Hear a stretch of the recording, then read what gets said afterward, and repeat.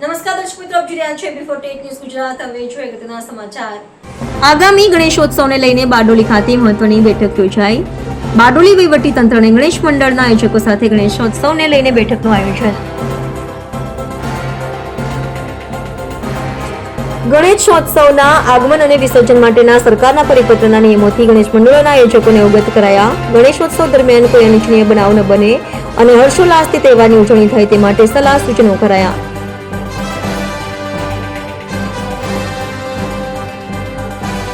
ગણેશ મંડળના આયોજકો અને વહીવટીતંત્ર દ્વારા ગણેશોત્સવને લઈને ચર્ચા વિચારણા કરવામાં આવી. આ બેઠકમાં બારડોલી પ્રાંત મામલતદાર, બારડોલી નગરપાલિકા પ્રમુખ, Bardoli DYSP, Bardoli police inspector, police staff તેમજ મોટી સંખ્યામાં ગણેશ મંડળના આયોજકો તેમજ આગેવાનો હાજર રહ્યા હતા.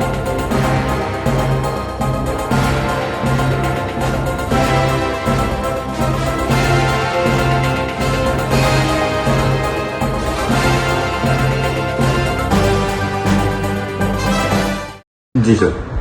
આજરોજ બારડોલી ટાઉન પોલીસ સ્ટેશન વિસ્તારમાં આગામી ગણેશ ઉત્સવને અનુસંધાને અલગ અલગ ગણેશ મંડળોની મીટિંગ માન્ય એસડીએમ સાહેબ અને માન્ય ડીવાયએસપી સાહેબના અધ્યક્ષસ્થાને લેવામાં આવેલી હતી, જેની અંદર તમામ મંડળોને આ ઉત્સવ દરમિયાન સરકારશ્રીના અલગ અલગ જે જાહેરનામાઓ છે એની સમજ આપવામાં આવેલી હતી, જેની અંદર મૂર્તિની ઊંચાઈ લગત, એના મટીરિયલ લગત, એને ક્યાં વિસર્જન માટે જવાનું છે એ લગત તમામ વિગતની માહિતી આપવામાં આવી હતી. ત્યારબાદ બારડોલી ટાઉનની અંદર જે પરંપરાગત વિસર્જન થાય છે એ વિસર્જન રૂટની ડીપમાં માહિતી આપવામાં આવી હતી.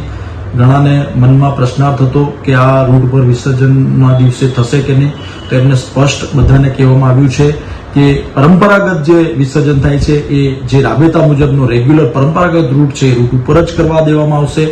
આગલા દિવસોમાં જે આગમન થાય છે એના માટે જ માત્ર જાહેરનામું છે, બીજા કોઈ દિવસ માટે જાહેરનામું છે નહીં. એ બાબતે પણ તમામને સમજ આપવામાં આવી હતી. તેમજ આગમન દરમિયાન જે અલગ અલગ મંડળો પોતાના ડીજે અને શોભાયાત્રાઓ કાઢે છે એ બાબતે પણ જાહેરનામાની સમજ આપી તમામને ફરજિયાત મંજૂરી લેવા અને સમય મર્યાદાનું પાલન કરવાની સમજ કરવામાં આવી હતી. તેમજ જે લોકો સ્થાનિકે પોતાનું ડીજે લાવી અને સ્થાનિકે જે સ્થાપના કરે છે એ લોકોને પણ સમય મર્યાદાનું અને નિયમોનું પાલન કરવા બાબતે સમજ આપવામાં આવી હતી. તેમજ એ લોકોને કોઈ અડચણરૂપ પ્રશ્નો હોય તો એની પણ ચર્ચા કરવામાં આવી હતી, જેમાં ટ્રાફિકને લગતા પ્રશ્નોની રજૂઆત થઈ હતી. એ બાબતે પણ એમને ખૂબ સમજ આપવામાં આવી છે કે જ્યારે પોલીસ ટ્રાફિક નિયમન કરે તો એની સાથે સાથે જે મંડળો પોતાની શોભાયાત્રા લઈને નીકળતા હોય એ પણ પોતાના સ્વયંસેવકો સાથે રાખે, જેથી રોડ ઉપર ઓછા પોલીસના માણસોમાં પણ એમના સ્વયંસેવકોની મદદ લઈ શકાય અને ખૂબ ઉત્સાહપૂર્વક અને શાંતિપૂર્ણ આપણે આ તહેવારની ઉજવણી કરી શકીએ. એ બાબતે આજે મીટિંગ લેવામાં આવેલી હતી. AB48 ન્યૂઝ ગુજરાત સાથે રિપોર્ટર પ્રશાંત પટેલ, બારડોલી.